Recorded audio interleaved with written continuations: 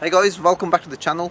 Now in my last vid I unveiled my EV, the Ford Explorer, but towards the end of the vid, for those of you that stayed till that point, I also unveiled or teased my other new car, which is right behind me over here, and that is my E60 M5 V10. We're going to go and have a quick look at this car before the wind picks up. So guys, this is my E60 M5.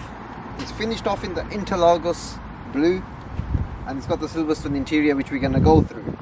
Now, eagle-eyed viewers, you will know that this car belonged to TR Hamza, and it was his pride and joy for the last few years, and he's done quite a lot of maintenance on this car.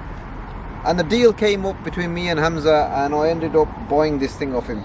And what a machine this is. I mean, Hamza doesn't do anything by halves, and you know, the maintenance on this has been meticulous. Well, this is probably the best example M5 out there. Right now there's probably about 20 on the Auto Trader in the UK, excluding this one, and I believe I've got one of like the good ones as well. So Interlagos blue, this has got a real nice spec. I mean, if I just kind of like jump in here, it's got the all important Silverstone interior, and this spec is just great in the way it just looks, you know, with the blue, the Silverstone interior. Hamza's obviously done the Alcantara trimmings on, like say, the roof lining. It's also got the sunroof as well, which looks amazing, and an Alcantara steering wheel. We are going to take it for that drive as well, but just a little bit more about the E60 M5. The only M5 to come with the V10 engine. The V10 engine produces 507 horsepower, 520 newton meters of torque. It's mated to an SMG 7-speed gearbox, which has its own character. We'll talk about that on the drive as well. But most importantly, this car has got an Eisenman race exhaust, and that makes the whole difference to this M5. We're going to start you up and we'll give you some revs as well. The car is warm, and you'll just be able to hear how special this car is. And this car with that race exhaust really like sings all the way to its 8.25k RPM. Would you believe if I told you that this car is 17 years old? The condition from not only the outside, but sitting behind the wheel in here, in these seats, and just looking at this dash is impeccable. It really has stood the test of time. Like all of these dials, the buttons, they look like they're brand new. I mean, this is when BMW's build quality was right on point. The newer cars and the newer stuff are not built like the way they used to be. And this is why I really like BMWs from this era. I mean, this is from 2008. You know, this is the E series, like the E60. They carried the same kind of quality into the F, and then the G's have kind of fallen off in certain aspects, but this is as good as they get, and it just feels like a Volt sitting behind the wheel here. So now I'm going to show you some key differences between an E60 M5 and a regular E60 5 Series. Now, you don't see many E60 5 Series on the road anyway now, let alone many E60 M5s, but just in case you don't know what they look like or the key differences are, this is what they are. So from the front end, the bumper is pretty much very similar. The only thing that you'll notice is that it's a bit more deeper here, and you don't have any fog lights. You got more of an air duct in there for the additional cooling. The lights and the grille are pretty much the same. The wheel arches are ever so slightly blistered because obviously it has a wider track on the front. You also have these M5 gills, which are integrated into like the front wing, or fenders if you want to call them. The wing mirrors are bespoke to the M5. They're a bit more rounder compared to a normal E60 where they're a bit more boxy and squared off. You have these side skirts again. They're a bit more deeper and more unique to, let's say, the E60 M5 as well. You've got ever so slightly blistered rear wheel arches over there. And the main difference here is not only do you get an M5 badge, you also get a quad exhaust setup and a different sort of rear bumper where you've got this kind of a diffuser. This has got the Eisenman race exhaust, which I'm going to start up soon and let you hear the V10 sing. And LCI differences are basically these rear tail lamps. You know, they've got this kind of like a stripe feature, and they're fully LEDs on the rear as well. So guys, I think now I want you guys to hear the Eisenman race exhaust and that V10 engine.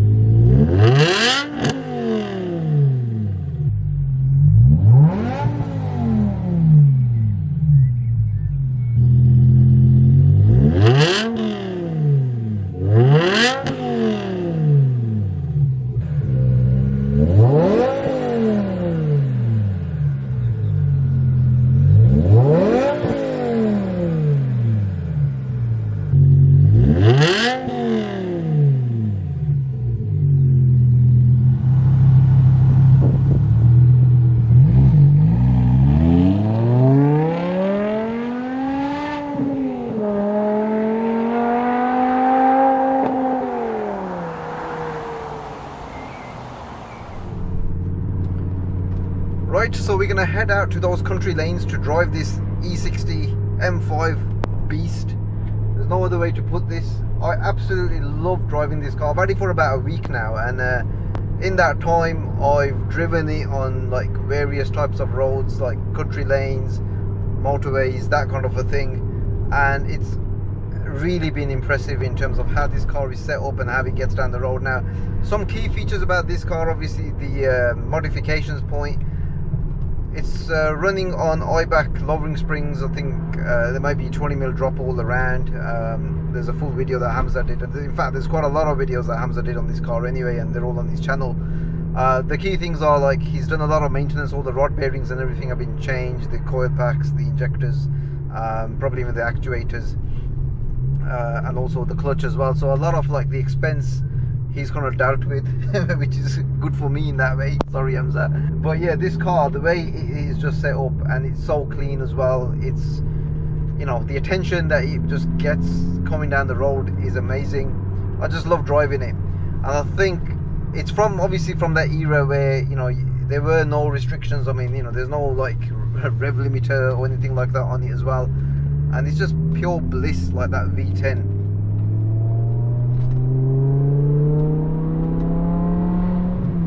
You get a small little crackle from the exhaust on the upshift as well. Not too aggressive, but the sound is what this is all about. You know, I mean, this car will probably still do 0 to 60 in about 4.5 seconds or thereabouts or whatever, but it's not about that. It's just the experience. That V10 in an M5, it just makes me smile. I haven't smiled for a long time, you guys know that, but this car is like bringing that back to me somehow. The magic.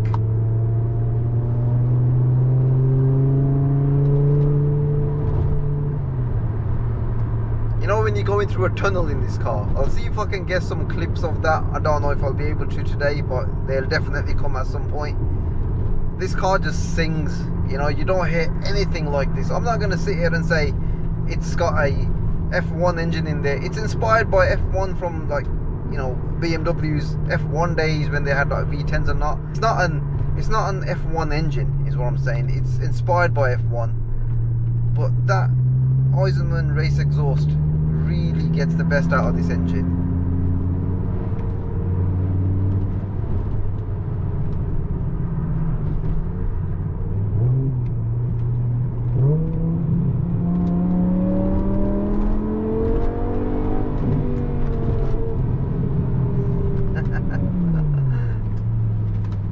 Crazy car.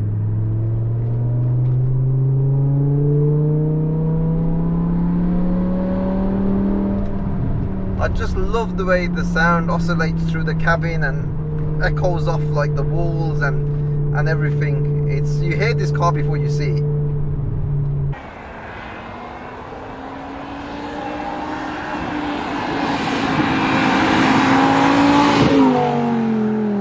Now, when this car was launched back in 2005-06, I mean, this is a facelift 08 plate, but when this car was launched, obviously it took a lot of criticisms from the Bangle era. You know, I remember Clarkson's review, he was saying, oh, it takes forever to kind of set this car up. It runs in 400 horsepower, and then you've got to get it set up into 500, and then there's 500 Sport.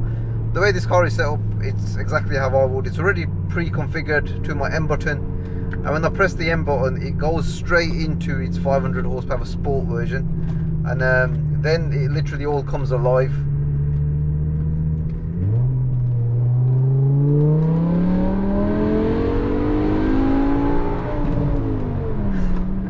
The gearbox doesn't become annoying as well. There's an art to shifting this SMG gearbox. The best way to kind of say that is just when you're about to upshift, you just let go of the accelerator a little bit,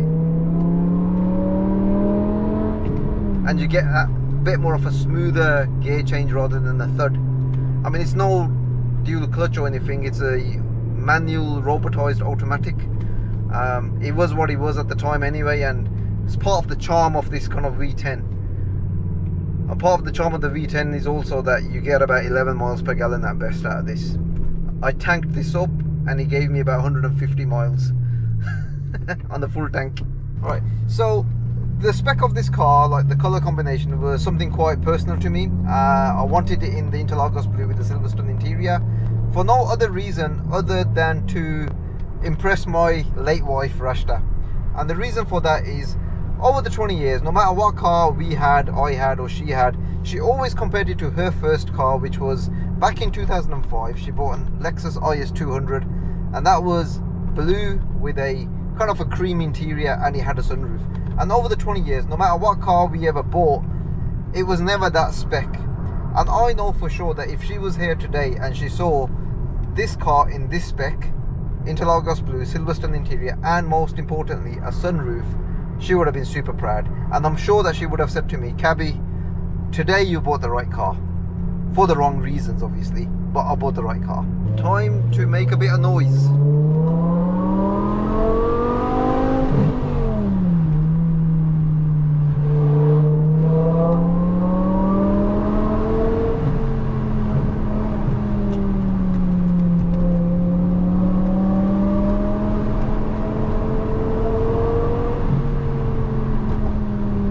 Got an M4 convertible G82 in front of me, a G83. He's not making any sound like this.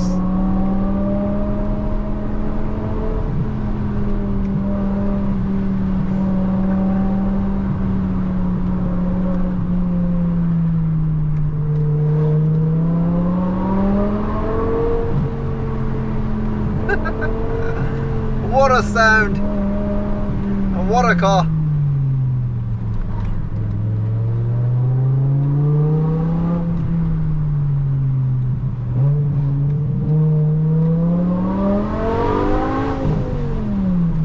I think he's getting a bit annoyed. Let's go this way.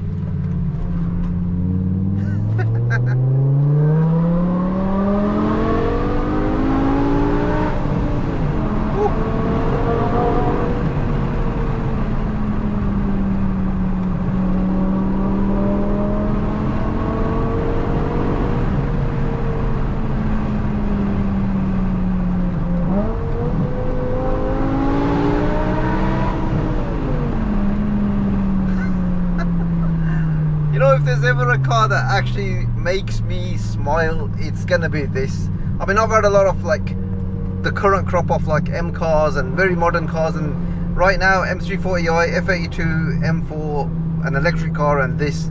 And by far, this is the car that I'm always getting the keys to, and it doesn't bother me whether it's gonna go through a tank of fuel in like a day and a half or whatever. This is my go-to weekend car, and it's just flipping amazing that I've got a V10 to go with it.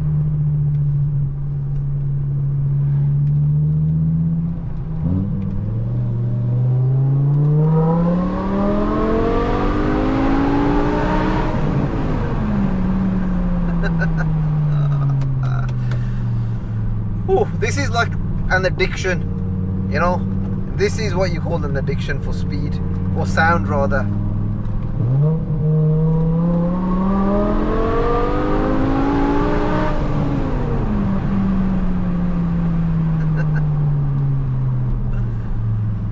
God, I love this thing.